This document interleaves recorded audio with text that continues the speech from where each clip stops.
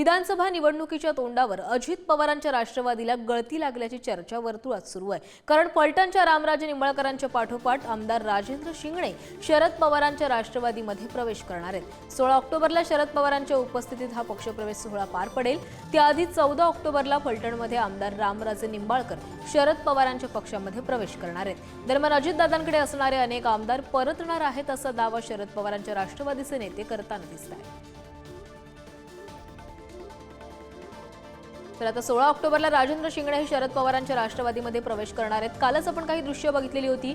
सुप्रिया सुळे यांच्या गाडीमध्ये एक नेता दिसत होता, मात्र त्या नेत्यानं माध्यमांसमोर आपला चेहरा लपवला आणि त्यानंतर चर्चा सुरू झाल्या।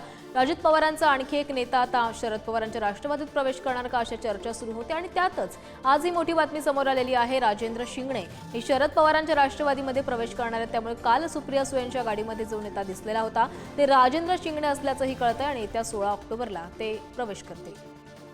तर या संदर्भात अधिक माहिती देतात आमचे प्रतिनिधी ज्ञानेश्वर चौतमल। ज्ञानेश्वर, विधानसभा निवडणूक जवळ आलेली आहे आणि त्यात निवडणुका जवळ आलेल्या असतानाच अजित पवारांच्या राष्ट्रवादीला कुठेतरी धक्का बसताना दिसतोय, कारण रामराजे तर जाणार होतेच, त्यांच्या पाठोपाठ राजेंद्र शिंगणे ही शरद पवारांच्या राष्ट्रवादीत जात आहेत। बरोबर आहे, अजित पवारांच्या राष्ट्रवादीला गळती लागताना पाहायला मिळते। अजित पवारांकडे गेलेले नेते पुन्हा एकदा शरद पवारांकडे माघारी फिरताना पाहायला मिळतात। 14 तारखेला रामराजे निंबाळकर आणि त्यांच्या सोबत असलेल्या मोठ्या समर्थकांचा पक्षप्रवेश जो आहे तो शरद पवारांच्या राष्ट्रवादीमध्ये होणार आहे। इतकंच नाही तर काल जी गुप्तपणे बैठक झाली डॉक्टर राजेंद्र शिंगणे आणि शरद पवार यांच्यातली, ज्यांच्या बैठकीमध्ये देखील राजेंद्र शिंगणे हे 16 तारखेला शरद पवारांच्या राष्ट्रवादीमध्ये पक्षप्रवेश करतील अशा पद्धतीची माहिती आहे।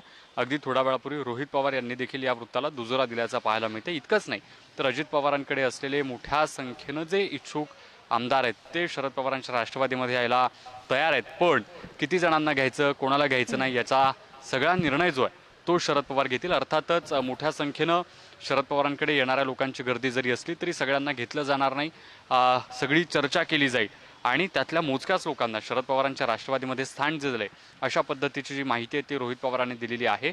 एकूणच विधानसभा निवडणुकांचं सगळं आत्ताचं वारं पाहता शरद पवार यांच्याकडे येणाऱ्या लोकांची इच्छुकांची संख्या पाहता ती संख्या मोठी आहे, मात्र निष्ठावंतांवर अन्याय होणार नाही अशा पद्धतीचा जो सूर आहे तो पक्षामध्ये पाहायला मिळतो। यापूर्वी आपण जर बघितलं असेल तर हर्षवर्धन पाटील यांनी भाजपमधून शरद पवारांच्या राष्ट्रवादीत पक्षप्रवेश केला आणि त्यानंतर शरद पवारांनी जाहीर कार्यक्रमात सांगितलं की यानंतर अनेक असे धक्के जे आहेत ते येत्या काळामध्ये आपल्याला पाहायला मिळू शकतील। किमान 30 असे लोक असतील ज्यांचा पक्षप्रवेश शरद पवारांच्या राष्ट्रवादीमध्ये होईल।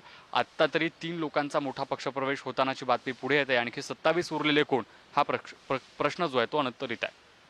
ज्ञानेश्वर, पण जर सध्याचं चित्र बघितलं तर हे इनकमिंग हे आउटगोईंग आहे ते मोठ्या प्रमाणात वाढलेले आहे, त्यामुळे ते येत्या काळामध्ये आणखी कोणता नेता अजित पवारांच्या राष्ट्रवादीतून शरद पवारांच्या राष्ट्रवादीत जाणार हे बघावं लागणार आहे। धन्यवाद तुम्ही दिलेल्या माहितीसाठी।